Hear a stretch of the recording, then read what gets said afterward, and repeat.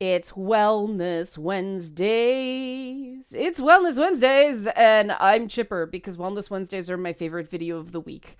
If I could just do Wellness Wednesdays, I'd be a super happy person. But money. Wellness Wednesday is funded by your Patreon dollars. It's the reason I can keep doing this. They're like half as popular as my other videos. So it's the Patreon support that keeps them going. So you know what's coming. Help support this channel. Become a monthly patron. Patreon.com/LeannaK. Now, the reason I was given, the feedback I was given about why Wellness Wednesday doesn't do as well, because some people don't feel like it's appropriate to them at a given time. They don't feel like they're ready to receive the message at a given time. And I think that's totally fair. That's why I don't want to care about the traffic on these segments, right? I just want people to be able to come and check them out at will. And that kind of ties in, to the topic, which was a request. I always like requests. But this was based on last week when I talked about, how to give constructive criticism. And somebody said, you talked about timing. When is a good time to criticize someone or something? And when is better to just leave it alone? And that was an excellent question. And again, I put on my thinky cap because this has got to be something that, non-neurotypical, neurodivergent people can follow as well as neurotypical people. And so this means it can't be based on reading someone's nonverbal cues or anything like that. It has to be much less abstract than that. And so I think I found a solution. And it's based on an Oscar Wilde quote, which is, criticism is the only reliable form of autobiography. Now, if you know anything about Oscar Wilde's biography, he did not follow his own advice.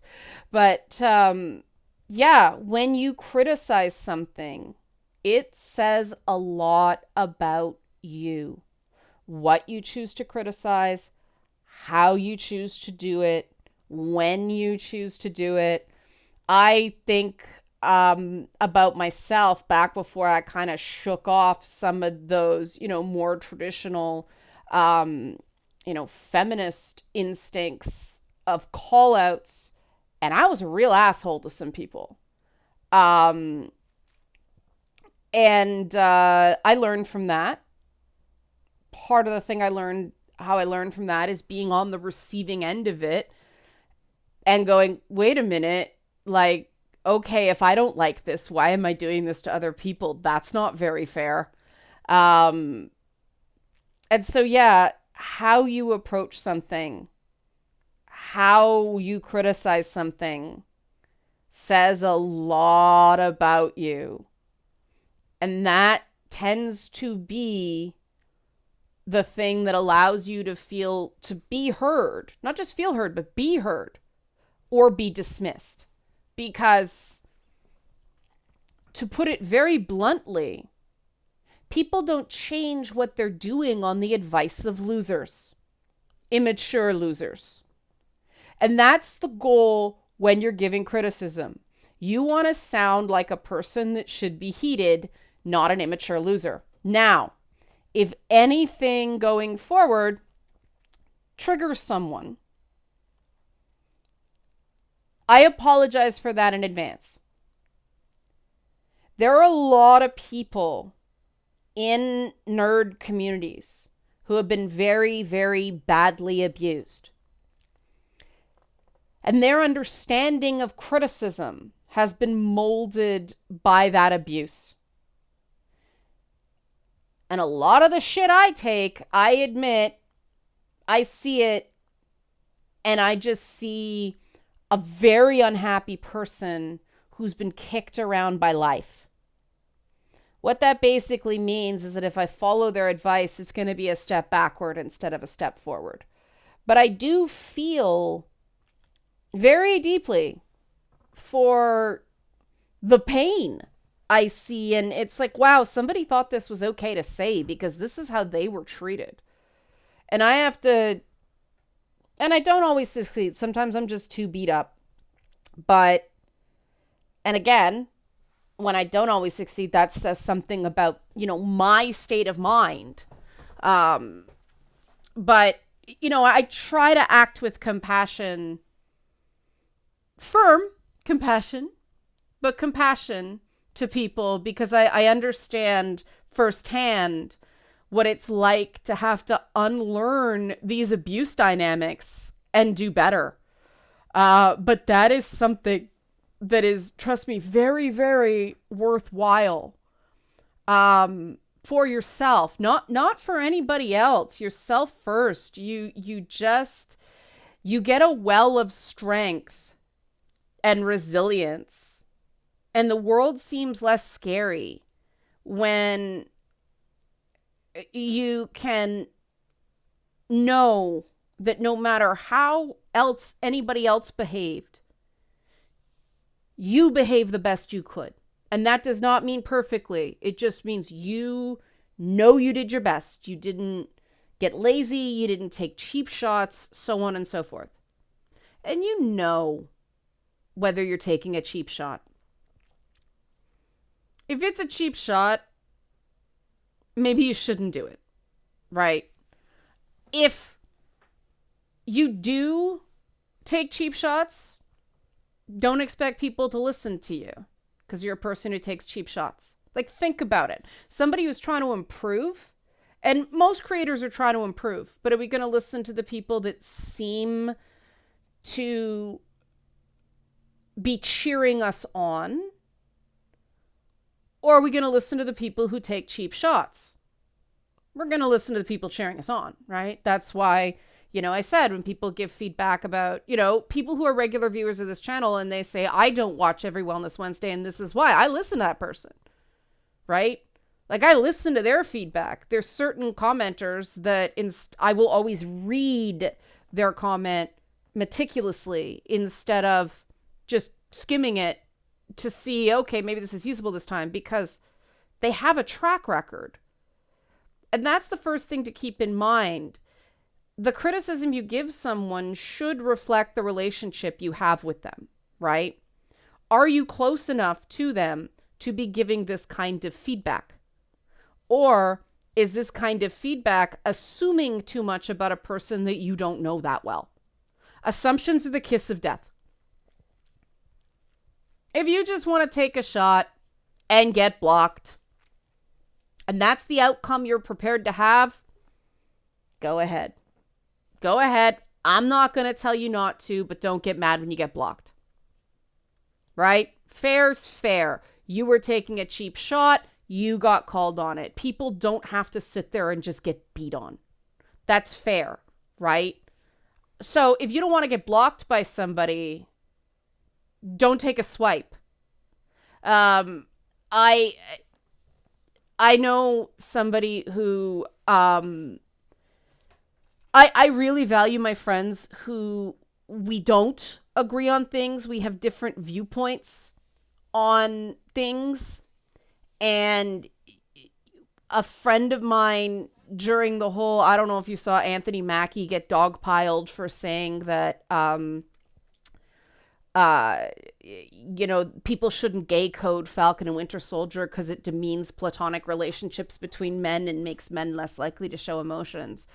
And my friend sent these tweets that they weren't criticism. It was more try to understand from our side. We have so little heroic representation that sometimes we read in things so that we can be part of a thing. And yes, the guy was getting dogpiled by assholes at the time. And so he may not have been in a position to hear it. But sometimes things like that, as somebody who gets dogpiled a lot, at least something like that seems sane. Sometimes that can be, all right, this I understand. Those tend to make up the bulk of Feedback Friday comments of late, if you'll notice. So that was somebody who, even though, a heuristic would say, if someone's being dogpiled, leave it alone. That's why I don't like those heuristics. It's about intents. And if your intents are good, then The only thing that could make something the wrong time is if the other person just isn't in a place to hear it.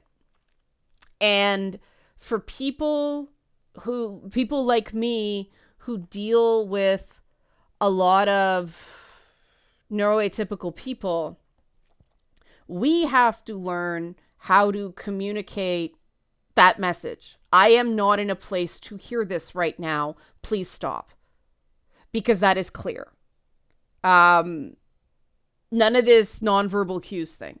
You have to be assertive and direct with everybody. I think that's an example of dealing with people on the spectrum makes you actually just a better person to everybody. And I feel very fortunate for those lessons, right? But that again is a piece of feedback. It's not now. It's an I statement. I am not in a place to hear this right now. Please don't. And there are reasons that people end up in a place where they can't hear criticism. And these are very, very deep human things. People need to feel like they have a certain amount of control over their own lives. And people need to feel like they have value. And if any kind of comments, any kind of actions, any kind of anything starts eroding that, people respond very strongly until they are so beaten down that it's learned helplessness territory, right? If anybody wants a video on learned helplessness, please leave a comment. So if your criticism demands some sort of submission, no, you're going to get a bad reaction. People, we don't kneel before Zod, right? Like, don't get me started on movie writing. But no one is ever going to respond positively to a demand for submission, which is why stuff like take the L never works, no matter who says it. Now, this is in the timing video instead of the how to give criticism video, because sometimes this is the dog pile thing. People are already feeling like there's demands for submission. This is the problem with cancel culture. It's not educating a person. It's not informing a person. It's demanding someone submit. Because let's face it, most cancel mobs aren't content with an explanation. They're not content with a compromise. They're demanding submission. And that's what's wrong with it. If people just want a correction, if people just want to feel heard, that's a very different thing. Cancel culture to me, by definition, demands submission, and that's why I don't like it. Reasonable people can disagree. That's my view. The other thing that it does is it makes someone feel devalued.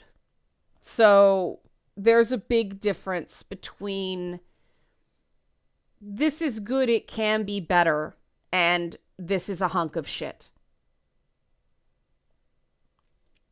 Sometimes people are already feeling very down.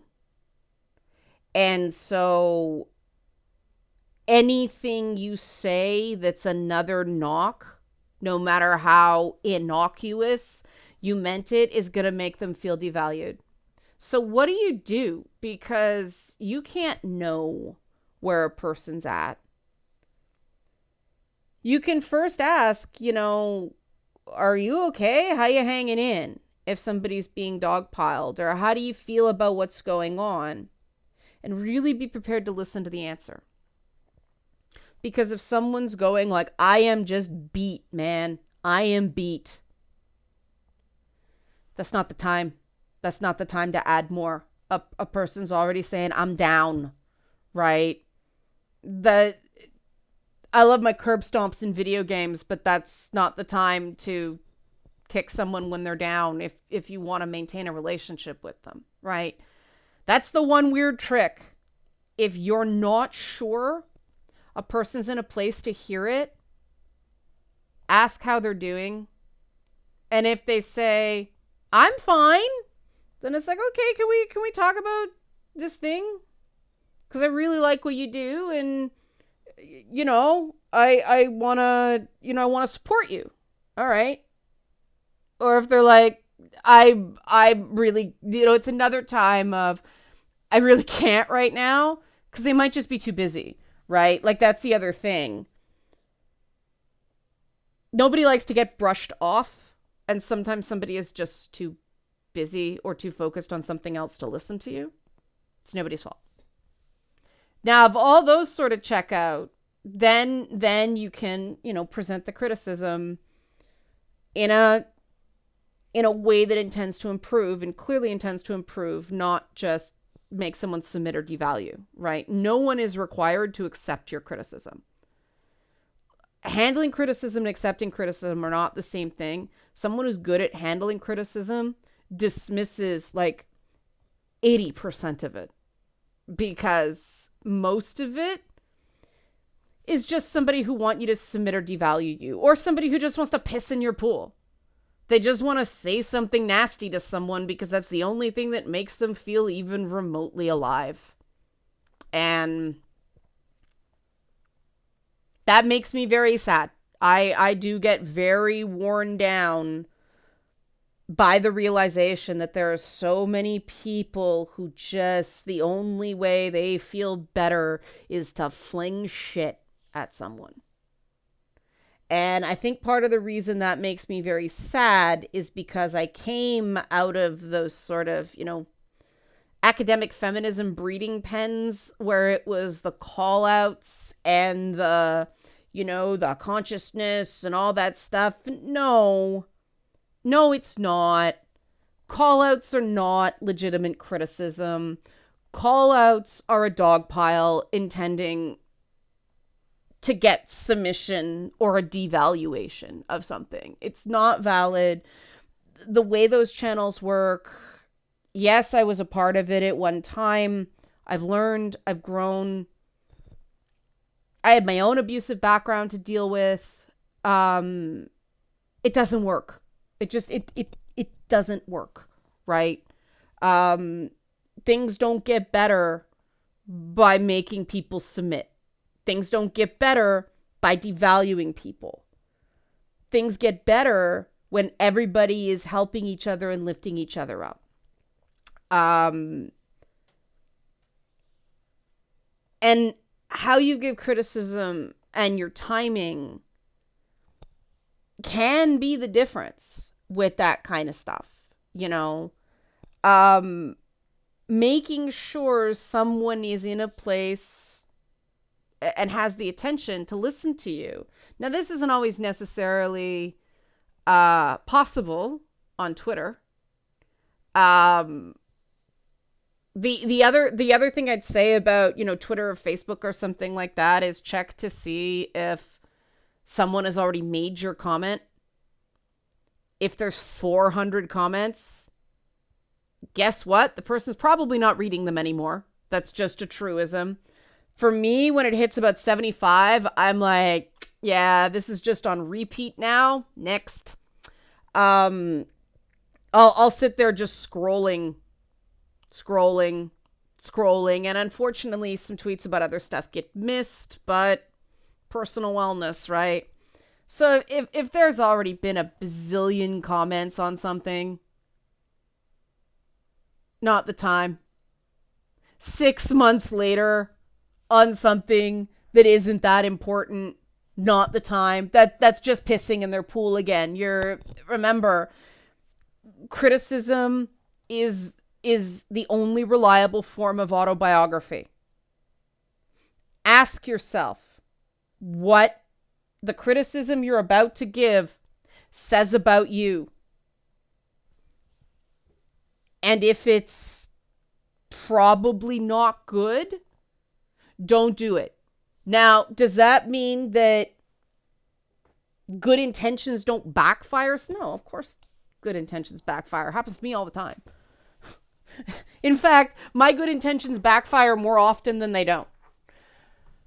But you still know you had good intentions, right? You went in there not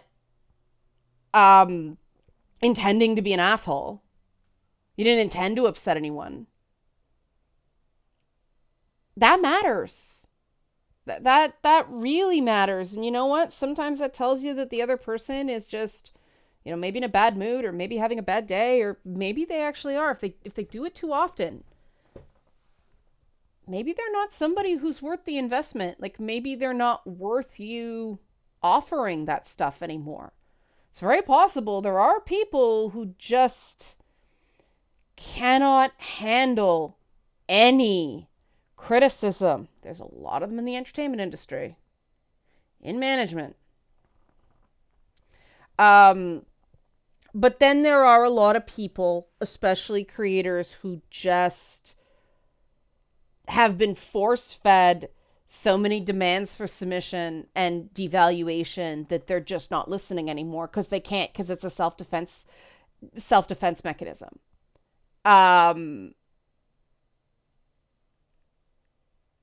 People like to cooperate. The term of phrase is the valued self cooperates, the devalued self resists. So if you want somebody to actually listen to you, don't devalue them. If you want resistance, dump on them. That's just super cause and effect, right? This is where we get into ego defense and what that means and all that stuff. And the cycle of devaluation and that's not really on topic. Again, if you'd like a video on ego defense or cycles of devaluation, please leave a comment. Because that gets into the early life abuse that highly critical people have faced. Because you're not separated from caregivers enough to protect yourself at that point. You're still not entirely yourself. And so those things can leave very, very deep marks. So if you'd like me to talk about that more later, I will, but it's slightly off topic here. So to recap, how do you know it's the appropriate time to criticize? Ask the person if they're, okay. Ask them if they have time to talk, If it's on Twitter, the equivalent of that is if people are tweeting things that make it obviously clear they are not okay. Like they're saying, I am not okay with this. Please stop doing these things. Well, don't do these things. This may seem totally obvious, but it's not. The thing that, killed me about the He-Man thing, as I said to so many people, phrase your criticisms of Revelations without calling Kevin Smith a liar. And they wouldn't do it. And I'm like, then I'm sorry, you'll get nowhere with me. That's an attack on his personality that you can't prove. You don't know him. This is going nowhere. It's amazing how many people couldn't fulfill that single request because they were full in ego defense mode. So obviously if somebody's showing clear signs they weren't okay, which I maintain Kevin Smith was, like, dude was freaking out. And that's why I thought that the mobs going after him were just trying to pound him into submission instead of, admit you lied. That is demanding someone submit. Be honest about their intent. Calling someone a liar is devaluing them. Be honest. If you cannot be honest with yourself, you have no right to criticize other people.